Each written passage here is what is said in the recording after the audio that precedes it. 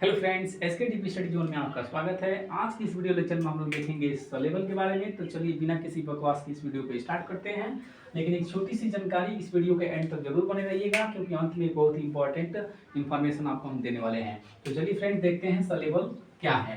तो फ्रेंड्स यहाँ पे लिखा हुआ है कि डिफिनीशंस कह रहा है कि a syllable is the sound of vowel.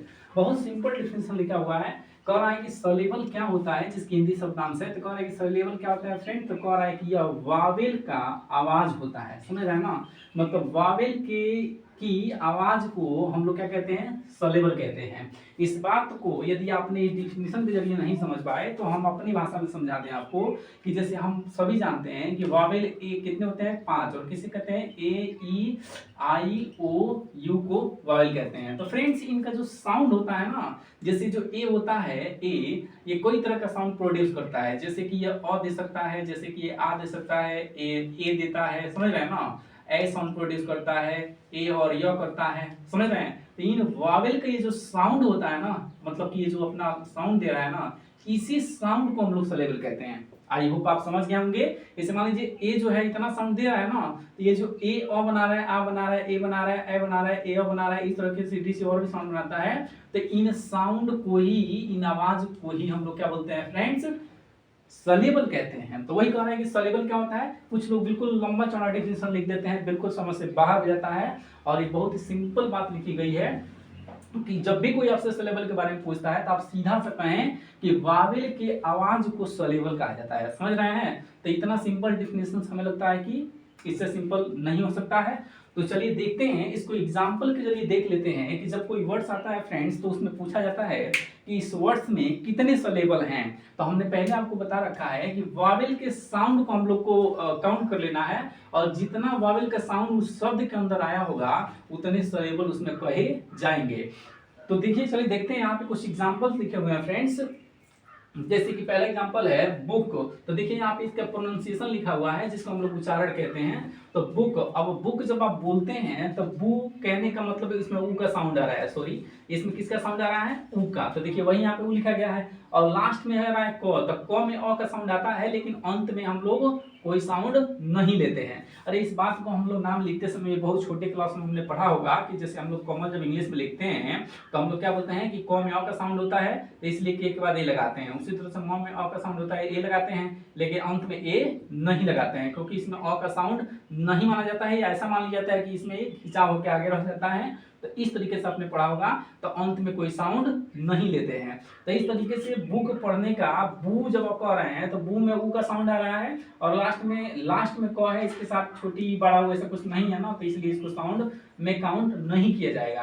तो ये केवल ऊ, बू ऊ आ रहा है ना, तो ये ऊ। तो इस तरीके से इस बुक के अंदर आपसे पूछा जाए कि कितने सलेबल हैं, तो फ्रेंड्स जब इसका प्रोनाउंसिएशन लिखा गया है, पढ़ा गया, तो पता चला कि इसमें केवल एक वावेल साउंड आ रहा है। तो इस तरीके से इसमें कितने सलेबल हो गए, देखिए यहाँ पे लिखा हुआ है 1 सलेबल। यदि बात समझ में नहीं आई तो ढेर सारे एग्जांपल लिखे हुए हैं, एंड तक जाते जाते आपको बिल्कुल क्लियर हो जाएगा कि सलेबल हम किसको बोल रहे हैं और कैसे काउंट कर रहे हैं। चलिए देखते हैं फ्रेंड्स, अगला वर्ड है free. Free, F R double E, free. तो आप फ्री कहते हैं तो उसमें किसका साउंड है, कितने वावेल साउंड है, मतलब कितने स्वर। हिंदी में स्वर आप जानते हैं ना, अ से लेकर के और अह तक को हम लोग क्या बोलते हैं, हिंदी में स्वर कहते हैं। तो इसी साउंड को हम लोग चेक करेंगे। तो यहाँ पे देखिए फ्री कहने से ई का साउंड आ रहा है, समझ रहे हैं ना। फ्री में ऑलरेडी बड़ी का मतलब दिख रहा है, मतलब ई का साउंड है। तो इसमें कितना, देखिए एक वावेल साउंड है ना, तो बोला जाएगा कि इसमें कितने सलेबल हुए, एक सलेबल हुआ। अगला एग्जांपल कह रहा है स्वीट। तो यहाँ पे देखिए स्वीट, तो यहाँ पे आधा स्वर है, तो इसमें तो कोई साउंड लिया नहीं जाएगा, आधा स्वर का क्या साउंड है। लेकिन यहाँ पे देखिए ई का साउंड है, और लास्ट में कोई भी सिंगल अक्षर लिखा हुआ है तो उसका कोई साउंड नहीं लेंगे यदि उसके साथ कोई मात्रा नहीं है, तो इस बात को याद रखिएगा। तो इस तरीके से स्वी ई, समझ रहे हैं ना। तो यहाँ पर भी केवल एक ही साउंड है, तो यहाँ पर भी क्या बोलेंगे कि 1 सलेबल है, किसमें, स्वीट के अंदर।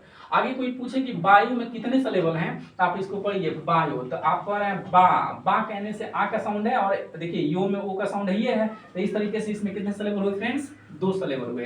अगला वर्ड लिखा हुआ है फायर, तो आप देखिए फायर, समझ रहे हैं, तो फा कहने से आ का साउंड है और यो कहने से अ का साउंड है। लास्ट में नहीं लेते हैं, मैं बार बार रिपीट कर रहा हूँ, यहाँ पे अ का साउंड लिया जाएगा यो में, लेकिन लास्ट में नहीं लिया जाएगा। तो इस तरीके से आ और अ का साउंड हुआ, तो इसमें कितने सिलेबल हो गए, दो सिलेबल हो गया। चलिए अगला वर्ड थोड़ा सा बड़ा बड़ा देख लेते हैं, जैसे कि पॉसिबिलिटीज, हम लोग क्या पढ़ते हैं, पॉसिबिलिटी। तो इसमें देखिए पा कहने से आ का साउंड है, फिर सी कहने से ई का साउंड है, बी कहने से ई का साउंड है, ली कहने से ई का साउंड है और टी कहने से ई का साउंड है। तो फ्रेंड्स इसमें कितने सिलेबल हो गए, 5 सिलेबल हो गया। अगला है इंपॉर्टेंट, इस चीज को देखिए यहाँ पे लिखा हुआ है ई अपने आप में एक साउंड है, बाउल साउंड है, आधा में है तो इस पे कोई साउंड लिया नहीं जाएगा। पा कहने का मतलब आ का साउंड हो गया, टे कहने से मतलब क्या हो गया, ए का साउंड हो गया। आधा में कुछ होता नहीं है, लास्ट में टॉका लेंगे नहीं, समझ रहे हैं ना। तो इस तरीके से इसमें कितने सिलेबल हुए, 3 सिलेबल हुआ। अगला कह रहा है जस्टिफिकेशन, तो यहाँ पे देखिए लिखा हुआ है जस्टिफिकेशन। तो यहाँ पे जब कहने से अ का साउंड है, ये आधा है तो इसमें कोई साउंड नहीं लिया जाएगा। टी कहने से देखिए ई का साउंड है, फिर फी कहने से ई का साउंड है, के कहने से ए का साउंड है और यहाँ पे 100 में अ का साउंड है और लास्ट में 9 में कोई साउंड नहीं काउंट किया जाएगा। तो इस तरीके से इसमें कितने सिलेबल हुए, 5 सिलेबल्स हुआ।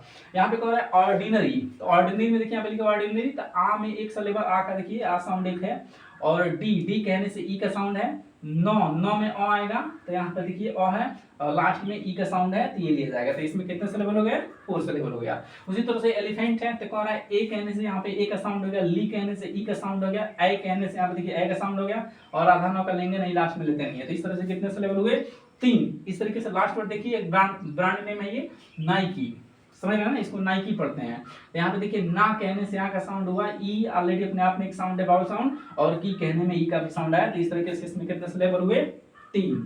तो इस तरीके से सिलेबल क्या होता है और किस तरीके से हम लोग इस चीज को फाइंड आउट कर सकते हैं कि किसी भी शब्द में कितने सिलेबल हैं। आई होप आप समझ गए होंगे। जब किसी भी वर्ड्स के अंदर आपसे सिलेबल पूछा जाए तो आप उस वर्ड्स के प्रोनाउंसिएशन को सही सही लिख लें और उसमें वावेल के साउंड को निकाल लें। जितना वावेल की आवाज उसमें आएगा उतना सिलेबल उसमें कहा जाएगा। आई होप आप पूरी तरह से समझ गए होंगे। और जाते जाते वो छोटी सी और इम्पोर्टेंट जानकारी यह थी कि हमने अपने YouTube चैनल पे एक प्लेलिस्ट बना रखा है, जिस प्लेलिस्ट का नाम है टेंस से पहले का बेसिक, और उसी क्रम में यह अगला वीडियो था। और यदि आपने उन वीडियो को नहीं देखा है तो आप हमारे YouTube channel SKTP study zone के प्लेलिस्ट को विजिट कर सकते हैं और वहां से उस वीडियो को देख सकते हैं।